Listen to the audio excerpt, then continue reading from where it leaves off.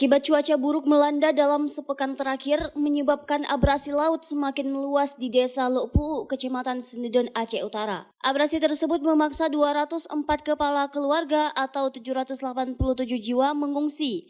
Warga terpaksa mencari perlindungan di musola desa tersebut hingga Kamis 19 September 2024. Kepala Desa Lokpuu, Bakhtiar, menjelaskan bahwa abrasi pantai ini sudah menjadi masalah tahunan. Kejadian ini bukan lagi hal baru bagi desa tersebut, namun kali ini dampaknya lebih dahsyat dari kejadian sebelumnya.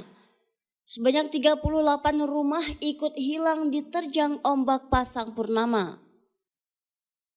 Untuk kali ini sangat dahsyat. Jadi perkampungan yang kemarin 29 rumah warga sudah di bawah air, hari ini terjadi lagi 9 rumah sampai pada jalan Poranda.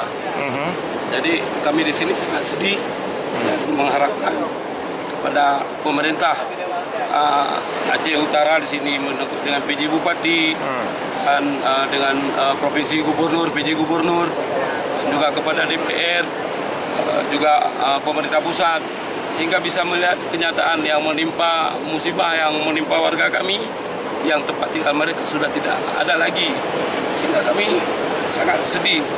Bagaimana istilahnya pemerintah bisa melihat kami, membantu kami rakyat jelata yang ada di sini yang butuh sekali bantuan, karena mata pencarian masyarakat di sini pun nelayan tradisional yang ketika tidak bisa melaut ini pasti akan lapar. Saat ini 787 jiwa korban abrasi masih bertahan di musola yang dikelola oleh pemerintah Desa Lokpuu.